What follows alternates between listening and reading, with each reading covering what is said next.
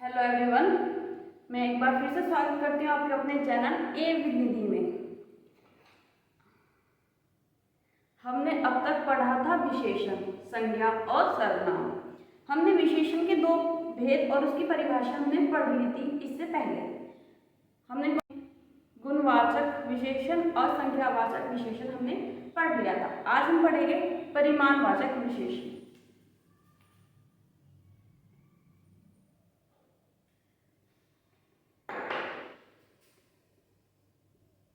परिमाणवाचक विशेषण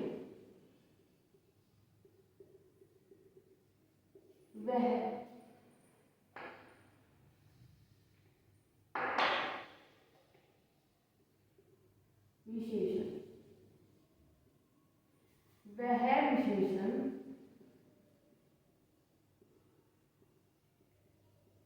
जो अपने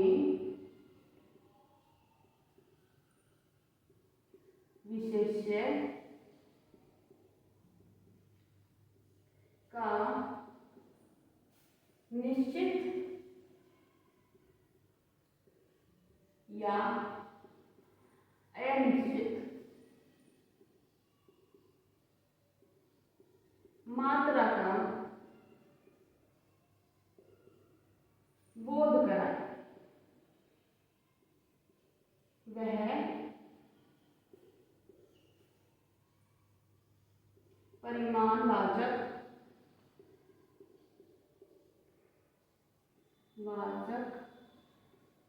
विशेषण कहलाता है।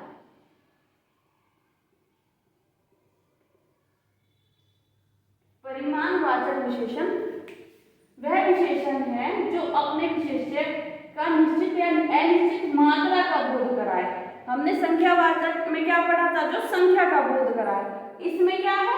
मात्रा। गुणवाचक में क्या था? गुण, किसी का गुण बताए। इसमें क्या है? मात्रा।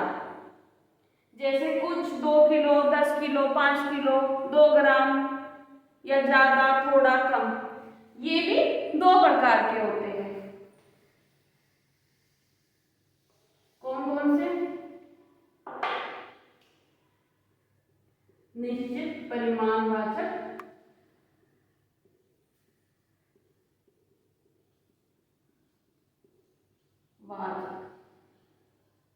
विशेषण।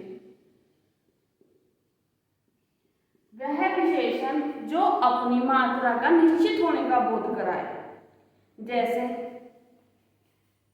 राम बाजार से 5 किलो आटा लाया। राम बाजार से 5 किलो आटा लाया, तो हमें इसमें क्या मात्रा का पता चल रहा है? ये है 5 किलो है। दूसरी भाषा में अगर कहें जिसमें हमें ये पता चले कि परिमाणवाचक विशेषण का दूसरा मतलब यह है कि जिसमें हम नाप या तोल सके किसी चीज को। इसमें हमें पता चल रहा है कि 5 किलो आटा लाया, हमें निश्चित है ना कि वो 5 किलो लाया है। ऐसे ही मैं उदाहरण देती हूँ।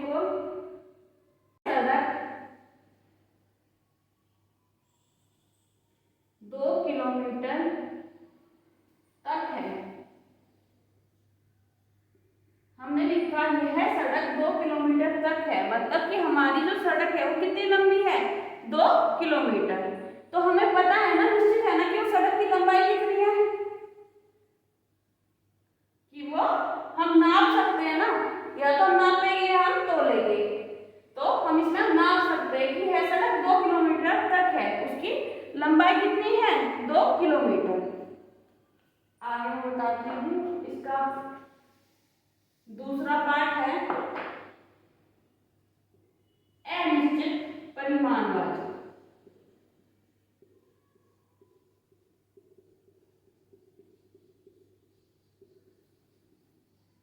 विशेषण।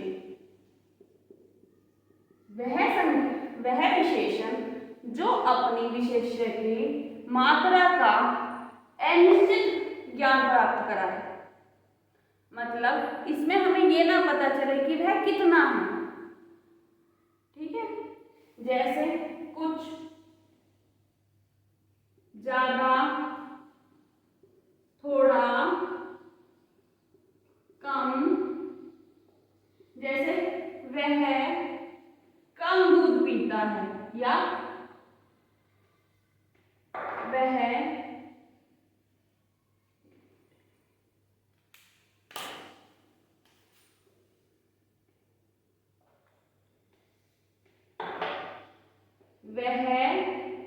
सुबह के समय सुबह कम दूध पीता है।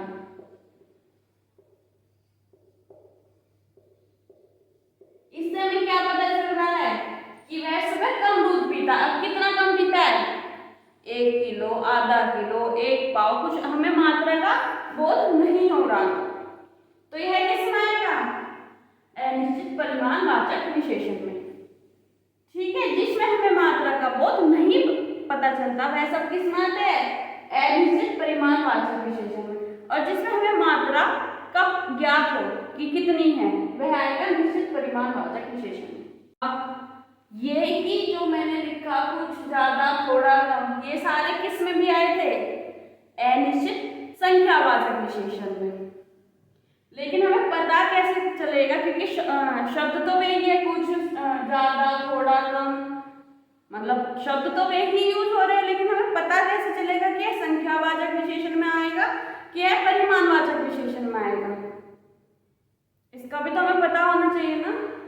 इसके बारे में भी हम बात करेंगे। मैं आपको उदाहरण के समझाती हूँ, मतलब उदाहरण के द्वारा समझाती हूँ आपको। आज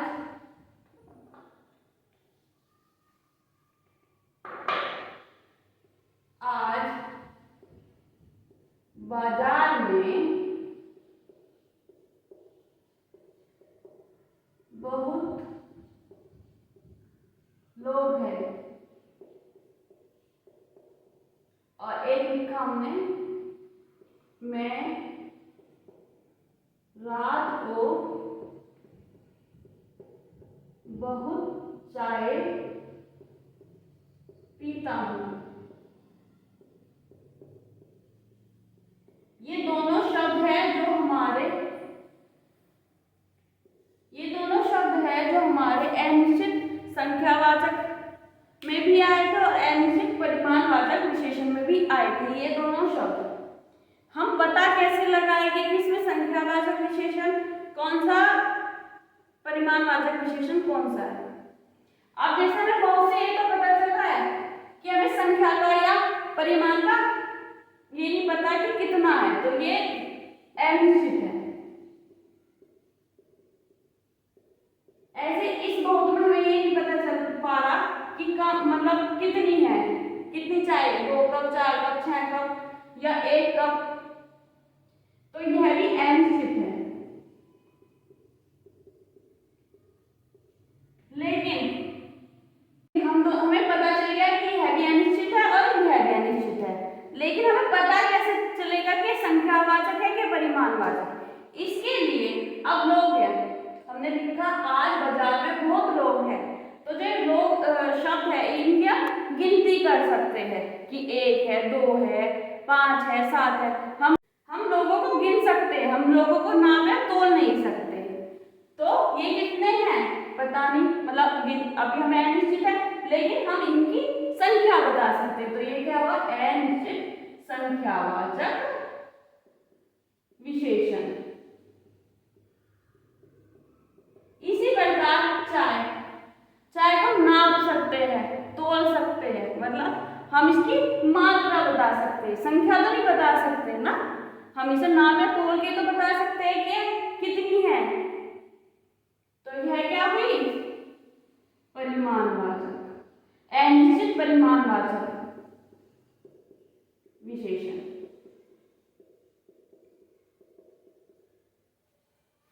जिस भी संख्या, मतलब जिस भी शब्द से हमें यह पता चल जाए कि वह निश्चित है या अनिश्चित, उसके बाद हमें ये देखना है कि वह आप नाप तोल सकते हैं या गिन सकते हैं। उसी से हमें इसका अंतर पता चल जाएगा। मैं उम्मीद करती हूँ कि ये वाली चीज आपको समझ में आई। इससे अगला हम पढ़ेंगे वह है सबसे लास्ट वाला भेद सार्वनामिक विशेषण।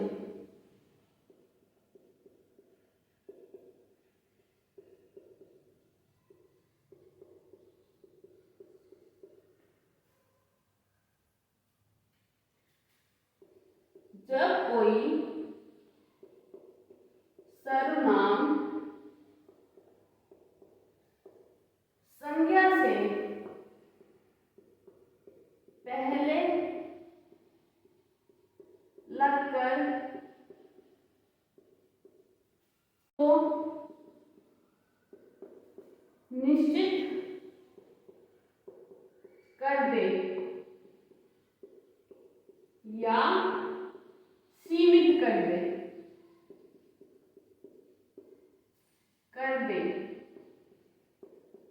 तो वह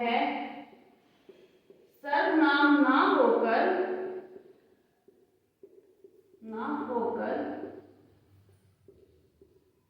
सार्वनामिक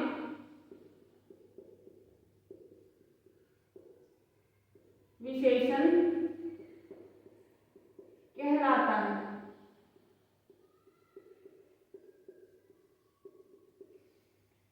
जब कोई सर्वनाम संज्ञा से पहले लगकर उसको निश्चित कर दे या सीमित कर दे वह सर्वनाम न होकर सार्वनामिक विशेषण कहलाता है। इसका मतलब यह है कि जब कोई शब्द संज्ञा से पहले लगकर उसको सीमित कर दे, जैसे मैं आपको उदाहरण देती हूँ,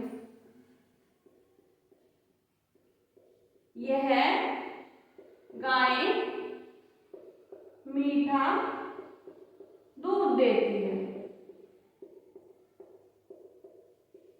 तो यह सर्वनाम है, हमको पता। लेकिन ये किससे पहले लगा है? संज्ञा से पहले लगा है कि यह गाय मीठा दूध देती है। अगर हम ना सिर्फ लिख दे गाय मीठा दूध देती है तो हमें ये तो नहीं पता ना कौन सी गाय देती है भाई।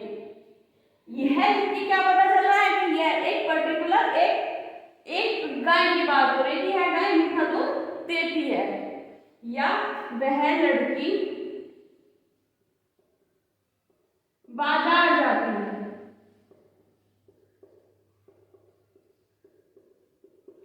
तो वह से हमें उस लड़की का पता चल रहा है कि किस लड़की की बात कर रहा है। तो इस कंडीशन में यह सर्वनाम ना होकर सार्वनामिक विशेषण कहलाता है। इसी के साथ ये विशेषण के जितने भेद थे मैंने आपको सारे बता दिए हैं। और अगर आपको कोई भी डाउट हो तो आप मुझे कमेंट में लिख के बता सकते हो। और मैं आशा करती हूँ कि आपको आज की क्लास समझ में आई होगी। धन्यवाद।